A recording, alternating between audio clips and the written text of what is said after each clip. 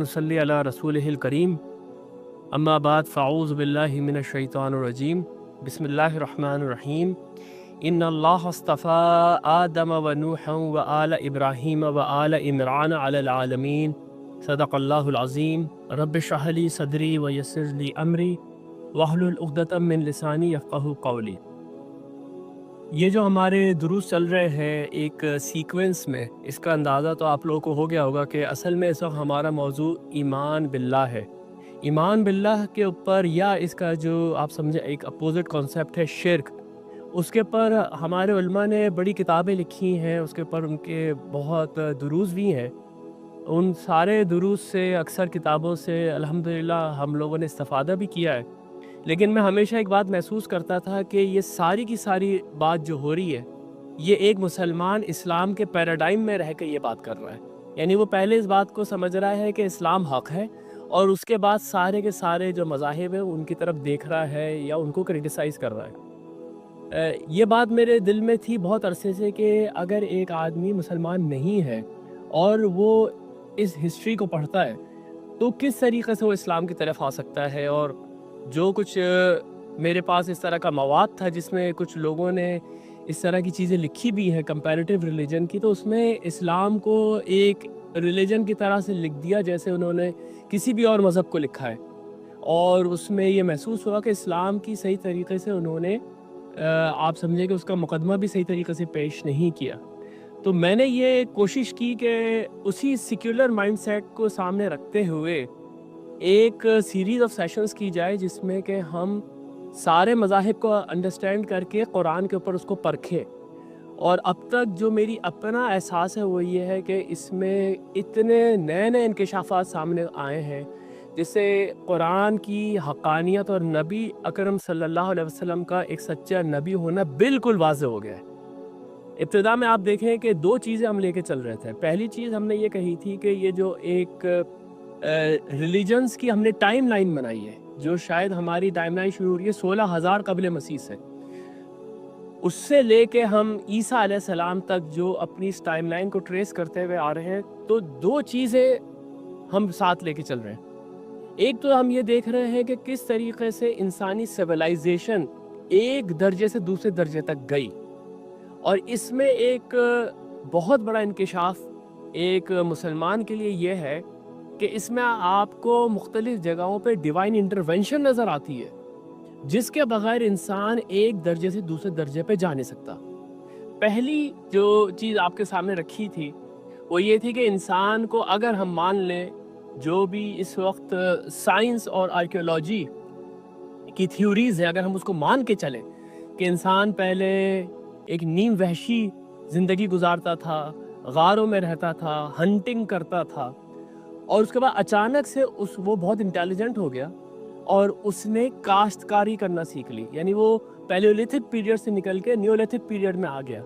इसको जब आप ट्रेस करते हैं तो आपको ये एहसास होता है कि असल में यही वो मकाम है जिसको कुरान ने ये कहा है कि उसने आदम के अंदर अपनी रूह फूकी। यानी कि इससे पहले ज़मीन के ऊपर जो सूरह सजदा की आयत मैंने आपके सामने रखी थी कि इंसान का जिस्म तैयार हो रहा था। सिर्फ इंसान मजमुआ है जिस्म का और रूह का। तो इंसान का जिस्म तैयार हो रहा था बिल्कुल ऐसे ही जैसे किसी भी जानवर का जिस्म है, उसके अंदर कोई शऊर नहीं था। लेकिन जैसे ही उसके अंदर रूह फूकी गई, जाल लकुमुस समअ वल बसरा वल अब्सारा कलीलन मा तशकुरून, ये जो आयत हमने तिलावत की थी और इसको समझा था सूरह सजदा की, कि जैसे ही उसके अंदर अल्लाह ताला की एक डिवाइन इंटरवेंशन हुई है, वो उसके अंदर शऊर आ गया और वो निहायत ज़हीन हो गया। तो ये बात पता चलती है कि ये पहली जो रेवोल्यूशन आई है जिसको एग्रीकल्चर रेवोल्यूशन कहते हैं, इसके अंदर एक डिवाइन इंटरवेंशन मौजूद थी। उसके बाद हम आगे चलने के बाद हमने ये देखा कि इंसान ने ग्रेजुअली शहर आबाद किए, उसने गांव आबाद किए, और उसके बाद आहिस्ता आहिस्ता उसने सल्तनतें बनानी शुरू की। लेकिन जिस वक्त ये तहजीब उरूज पे पहुंचती है, यानी कि सुमेरियन सिविलाइजेशन है, हम देखते हैं अबकैरियन सिविलाइजेशन है, हम देखते हैं बेबीलोनियन सिविलाइजेशन है, जिसके अंदर हमने देखा था इब्राहीम अलैहिस्सलाम मबूस हुए थे, उससे पहले भी एक डिवाइन इंटरवेंशन हमें महसूस होती है, और वो ये कि अल्लाह ताला ने हज़रत नूह अलैहिस्सलाम को कश्ती बनाना सिखाई। اور قرآن سے یہ بات بالکل واضح ہے کہ یہی وہ کشتی تھی جو کہ ایک پروٹوٹائپ تھا تمام دنیا کے لیے. اور یہیں سے اس بات کا پتہ چلتا ہے کہ کیوں یہ کشتی جودی پہاڑ کے چوٹی کے اوپر ٹکی رہی صدیوں تک، اور لوگ اس کا سفر کرتے رہے، لوگ اس کو دیکھتے رہے.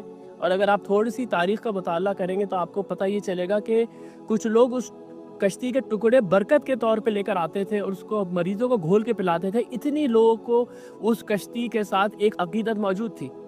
لیکن وہی جو کشتی ہے اس نے انسان کے لیے ٹریڈ روٹس کھول دیے. اس کے بعد آپ دیکھتے ہیں کہ سومیرین سیولائزیشن کے اندر تجارت ہو رہی ہے ٹریڈ کے ساتھ، اور وہ جو ہے وہ پوری دنیا کے اندر ایک انٹر کنیکشن کا باعث بن رہی ہے. اسی طریقے سے آج جو چیز میں آپ کے سامنے رکھنے جا رہا ہوں وہ اگین ایک ریولوشن ہے انسانی تاریخ کا، جس نے انسان کو ایک دوسرے درجے پہ پہنچا دیا. اور اس ریولوشن کا نام ہے آئرن ایج. یہ تقریباً 1000 قبل مسیح پہلے آج ہمیں پتہ چلتا ہے کہ انسان نے یہ دریافت کیا کہ وہ لوہے سے کیسے کام لے گا، اور سب سے بڑی چیز یہ کہ اس لوہے سے وہ کیسے ہتھیار بنائے گا، اس لوہے سے وہ کیسے اپنے آپ کو ہتھیاروں سے بچائے گا. اور جب آپ اسی ٹائم لائن کو دیکھتے ہیں، اسی طریقے سے آپ اپنی ریسرچ کرتے ہیں، تو آپ کے سامنے یہ ایک حیرت انگیز بات سامنے آتی ہے کہ یہی وہ دور ہے 1000 سال قبل مسیح سے 1200 قبل مسیح جس میں کہ حضرت داؤد علیہ السلام کو اللہ تعالیٰ نے مبعوث کیا تھا. حضرت داؤد علیہ السلام کے متعلق قرآن میں بالکل واضح طور پہ موجود ہے. یہ سورہ سبا ہے. سورہ سبا کے اندر الفاظ ہے وَلَقَدْ آتَيْنَا دَاؤُدَ مِنَّا فَضْلًا، ہم نے داؤد کو اپنی طرف سے ایک بہت بڑا فضل عطا کیا تھا. يَجْبَالُ أَوِّبِي مَعَهُ وَالطَّيْرِ، اور ہم نے پہاڑوں کو حکم دیا تھا اور پرندوں کو حکم دیا تھا کہ وہ اس کے ساتھ ہم آہنگی کریں. یعنی کہ جب وہ اللہ کو یاد کرتے تھے تو ایسا لگتا تھا پہاڑ اور پرندے ان کے ساتھ اللہ تعالیٰ کو یاد کر رہے ہیں.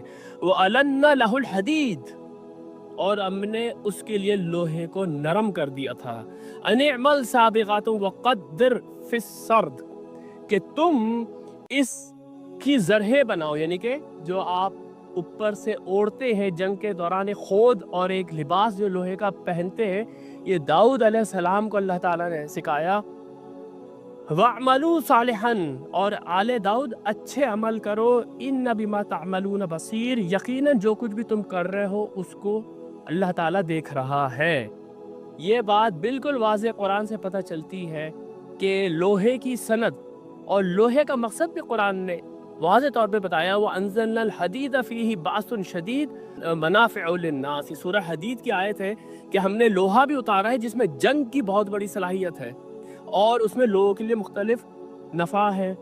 اس کے بعد آپ دیکھیں سورہ انبیاء میں یہ بات پھر دہرائی جاتی ہے. سورہ انبیاء کے اندر الفاظ ہیں وَسَخَّرْنَا مَعَهُ دَاوُدَ الْجِبَالَ يُسَبِّحْنَا وَالطَّيْرَ، اور ہم نے مسخر کر دیے تھے داؤد علیہ السلام کے ساتھ پہاڑ جو تسبیح کرتے تھے ان کے ساتھ، اور پرندے بھی تسبیح کرتے تھے. وَكُنَّا فَاعِلِينَ، ہم ہی تھے یہ کرنے والے. لیکن لوگ تو یہ دیکھ کے سمجھتے ہوں گے کہ یہ ایک بہت بڑا معجزہ ہے جو حضرت داؤد علیہ السلام کے ساتھ پیش آ رہا ہے، لیکن اصل میں اس کے کرنے والے ہم تھے، یعنی کہ اللہ اس کا کرنے والا تھا.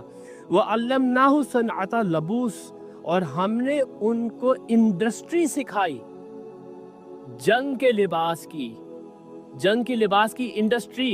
صنعۃ لبوس لِتُحْصِنَكُم مِّن بَأْسِكُم، تاکہ تم لوگ جنگ کے اندر اپنا بچاؤ کر سکو، اپنے آپ کو آہنی پردے کے پیچھے چھپا سکو، تاکہ تم تلوار کے، نیزے کے اور تیروں کے وار سے بچ سکو. فَهَلْ أَنْتُمْ شَاكِرُونَ، تو کیا پھر تم لوگ شکر ادا کرتے ہو. اس آیت کے اندر ایک اور بات نوٹ کر لیجئے جو میں مختلف دروس میں آپ کے سامنے رکھ چکا ہوں کہ کس طریقے سے بعض اوقات یہ ضمائر تبدیل ہوتی ہیں اور مطلب کچھ سے کچھ ہو جاتا ہے. داؤد علیہ السلام کے ذکر کے ساتھ ہی اللہ نے اچانک ہم لوگوں کو مخاطب کرنا شروع کر دیا کہ دیکھو اس سے تم لوگوں کو یہ فائدہ ہوگا. تو یہ بات بالکل اس وقت آپ چاہیں تو یہ جو میں نے دونوں آیات آپ کے سامنے رکھی ہیں سورہ سبا کی اور سورہ انبیاء کی، اس میں آپ تفہیم القرآن کا مطالعہ کریں جس کے اندر انہوں نے پوری تاریخ لکھی ہے آئرن ایج کی، اور اس تاریخ کے اندر جو آئرن ایج امیڈیٹلی اپنے عروج پہ پہنچی وہ داؤد علیہ السلام کا زمانہ ہے.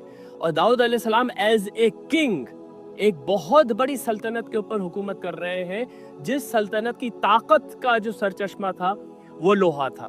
اب آپ یہ دیکھیں اسی ٹائم لائن کو کہ اس کے بعد، لوہے کی صنعت آنے کے بعد جس طریقے کی ایمپائرز وجود میں آئی ہیں اس سے پہلے دنیا نے کبھی دیکھی نہیں تھی۔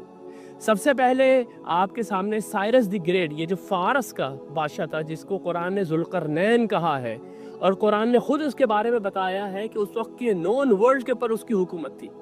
اس طرح کے دو ہی بادشاہ گزرے، یا تو سائرس دی گریٹ جس کو خورس کہتے ہیں، اور یہ زوراسٹر جو نبی تھے اس کو ماننے والے تھے، اور دوسرا الیگزینڈر دی گریٹ۔ پہلے سائرس دی گریٹ، کتنی بڑی امپائر اس کی بنی، اس کے بعد آپ یہ دیکھیں کہ الیگزینڈر دی گریٹ اس کے بعد انڈیا میں اشوکا کی امپائر، اور اس کے بعد پھر جولیس سیزر۔ یہ وہ 4 بڑی امپائرز ہیں جو آپ کو امیڈیٹلی آئرن ایج کے بعد نظر آتی ہیں، اور یہ جو کنورژن ہے، یہ جو ایک ریولوشن ہے انسانیت کا، یہ ریولوشن آیا ہے آئرن ایج کی وجہ سے، جو اگین قرآن کے مطالعے سے آپ کو پتہ چلتا ہے وہ ایک ڈیوائن انٹرونشن ہے۔ اس کے بعد بہرحال ہمارا یہ آج کا موضوع نہیں ہے، میں تھوڑا سا آپ کے سامنے بس ٹیزر رکھ دیتا ہوں کہ اس کے بعد جو ہم نے انڈسٹریل ریولوشن دیکھا ہے یہ 19ویں اور 20ویں صدی میں، اس کی بھی آپ کو ٹریسز مل سکتے ہیں کہ قرآن نے یہ بات کہی تھی کہ جس وقت قیامت آنے والی ہوگی وہ یاجوج اور ماجوج کو چھوڑ دے گا، اللہ تعالیٰ یاجوج اور ماجوج کو چھوڑ دے گا، وہ پوری دنیا پہ چھا جائیں گے۔ یاجوج اور ماجوج کا دنیا پہ چھانا یہ اصل میں انڈسٹریل ریولوشن کے بعد ہمیں واضح طور پہ نظر آتا ہے۔ انشاءاللہ تعالیٰ اس کے اوپر ہم تھوڑی سی بات کریں گے جب ہم ایمان بالآخرہ کے اوپر آئیں گے، لیکن یہاں پر میں نے آپ کے سامنے جو ہماری گفتگو کا ایک پہلو ہے کہ یہ انسانی سویلائزیشن ایک درجے سے دوسرے درجے پہ جب جا رہی ہے، اگر آپ اس ٹائم لائن کو دیکھیں تو اس کے اندر آپ کو ایک ڈیوائن انٹرونشن اس میں نظر آتی ہے۔